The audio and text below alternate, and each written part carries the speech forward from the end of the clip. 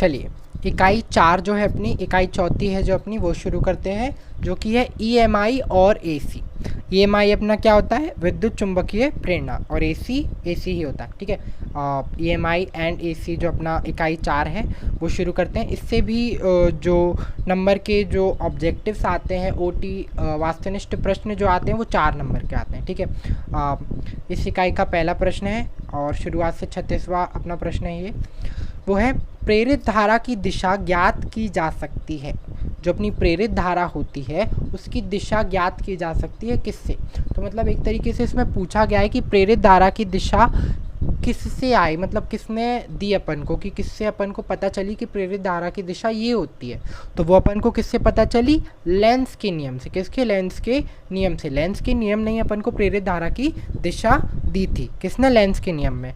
और ये लेंस का जो नियम होता है वो किस का पालन करता है? वो ऊर्जा संरक्षण का के नियम का पालन करता है। ऊर्जा संरक्षण अपन सभी जानते हैं, ऊर्जा का आंतरण, ऊर्जा का एक तरीके से संरक्षण करना, उसकी ऊर्जा का आंतरण करना, आदान प्रदान करना, ठीक है। 37वां प्रश्न है स्वप्रेरकत्व किस पर निर्भर करती है? जो अपनी स्वप्रेरकत्व होती है, जिससे अपन अंग्रेजी में सेल्फ इंडक्टेंस भी कहते हैं, ठीक है। आपकी जानकारी के लिए बता दिया मैंने, अंग्रेजी में इसको सेल्फ इंडक्टेंस कहते हैं, ठीक है। स्वप्रेरकत्व होता है वो किस पर निर्भर करता है, ठीक है। मैं पूरा एक तरीके से तो नहीं बना रहा हूँ, ऐसे ही बना देता हूँ उसका ना, ऊपर से इसका जो डायग्राम है वो एक तरीके से बना देता हूँ। तो ये स्वप्रेरकत्व है, इसका ये पूरा मैंने उसका आरेख नहीं बनाया हुआ है। ये ऊपर का ही जो इसी किस पर निर्भर करता है वो चीज़ें इसमें आपको पता चल जाएंगी। तो एक कुंडली की त्रिज्या, ये इतनी सारी जो इसमें कुंडली दी गई हैं, इसकी किस पर? त्रिज्या पर। त्रिज्या क्या होती है अपनी? जो अपनी केंद्र बिंदु से बाहर तक का जो अपना एरिया, बाहर तक का जो अपना एरिया होता है, केंद्र बिंदु से बाहर तक का जो क्षेत्र होता है वो अपनी त्रिज्या होती है। तो एक कुंडली की त्रिज्या कितनी है, ठीक है, कितनी है वो त्रिज्या, उस पर निर्भर करता है। फेरों की संख्या, जैसे इसमें कितने फेरे लिए, 1 2 3 4 5 6, ठीक है, जितने भी अपन ने लिए उस पर निर्भर करता है क्या? अपना स्वप्रेरकत्व। और लंबाई पर, जो इनकी लंबाई होती है, ठीक है, जो कुंडलियाँ अपन ने बनाई, जितने भी फेरे लिए तो इनकी लंबाई कितनी रही, ठीक है, उस पर भी निर्भर करता है अपना स्वप्रेरकत्व। और स्वप्रेरकत्व का एसआई मात्रक क्या होता है? स्वप्रेरकत्व का एसआई मात्रक जो होता है वो होता है हेनरी। क्या होता है? हेनरी। याद रखिएगा इसको, ठीक है। अपना 39वां प्रश्न है, 39 प्रश्न है, विद्युत चुंबकीय प्रेरणा की खोज किसने की थी? जो अपना विद्युत चुंबकीय है प्रेरणा, जो इस चैप्टर का नाम है, इस पार्ट का नाम है ईएमआई जो होता है अपना विद्युत चुंबकीय प्रेरणा, इसकी खोज किसने की थी? जो अपने सर हैं फैराडे, उनने की थी। किसने? फैराडे ने की थी। 40वां प्रश्न है, प्रेरित बी बा बल जिसे अपन ई से दर्शाते हैं, ई से लिखते हैं, उसका मान कितना होता है? मतलब उसका जो वैल्यू होती है, उसकी संख्या होती है ई की, ठीक है, एक तरीके से उसका अपन सूत्र कह सकते हैं, वो कितना होता है प्रेरित बी बल? वो होता है -d∅/dt। तो इसका जो मान आ जाता है ई का प्रेरित बी बाबल का, वो होता है d∅/dt। ये कब होता है? अगर k का मान 1 होगा, ध्यान रखिएगा, अगर k का मान 1 होगा तभी ये क्या आएगा? प्रेरित बी डॉट बाबल ई का जो मान है वो d∅/dt ही आएगा। कब? जब अगर k का मान 1 होगा, ठीक है। 41वां प्रश्न है, ट्रांसफार्मर और डायनेमो किस सिद्धांत पर आधारित हैं? ठीक है, मतलब एक तरीके से जो आधारित ही हैं, यही पूछा गया इसमें ना। तो ट्रांसफार्मर है जो अपना किस पर आधारित है? वो है अन्य योग्य प्रेरणा पर आधारित होता है। अन्य योग्य प्रेरणा क्या होती है? जैसे अपन ने उसमें देखा था स्वप्रेरकत्व में कि जो कुंडलियाँ होती थी, ठीक है, कुंडलियाँ होती थी, तो एक तरीके से ये उस पर है कि अन्य योग प्रेरणा की इसमें समांतर कुंडलियाँ होती हैं, ठीक है। इतना याद रखिए अभी तक आप, अभी के लिए आप अन्य योग प्रेरणा की ट्रांसफार्मर अन्य योग प्रेरणा पर के सिद्धांत पर आधारित होता है ट्रांसफार्मर। इसमें एक तरीके से क्या होता है? समांतर कुंडलियाँ होती हैं, ठीक है। और डायनामो क्या होता है? जो किस सिद्धांत पर निर्भर करता है? किसके? फैराडे के।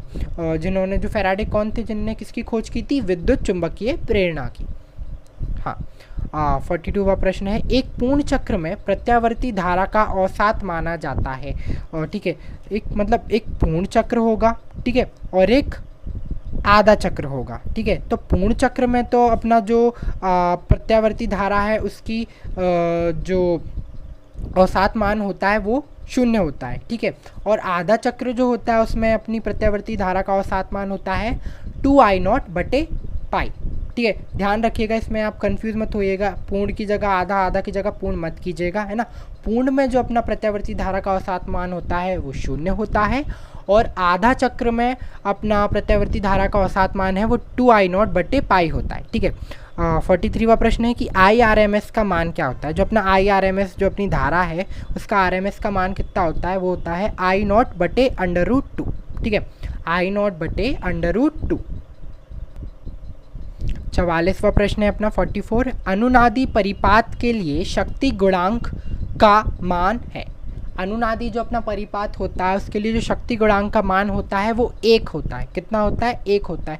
ये याद करने वाली चीज़ है, इसे आप याद रखिएगा, ठीक है। 45वां प्रश्न है, प्रेरणा प्रतिघात जिसे अपन XL से लिखते हैं, बाधा जिसे अपन Z से लिखते हैं, प्रतिरोध जिसे अपन R से लिखते हैं, इन तीनों का SI मात्रक क्या होता है? अभी तीनों का पूछा है ना, और इसमें 1 लिखा हुआ है, तो मतलब कि प्रेरणा प्रतिघात, बाधा, प्रतिरोध, है ना, इन तीनों का SI मात्रक समांतर सेम होता है, जो होता है ओम होता है, सेम होता है, ठीक है। इनका सेम होता है, प्रेरणा प्रतिघात का, बाधा का, प्रतिरोध का SI मात्रक क्या होता है? ओम होता है। 46वां प्रश्न है 46, ट्रांसफार्मर का कोर है, जो ट्रांसफार्मर का जो कोर होता है वो क्या होता है? नरम लोहा, ठीक है।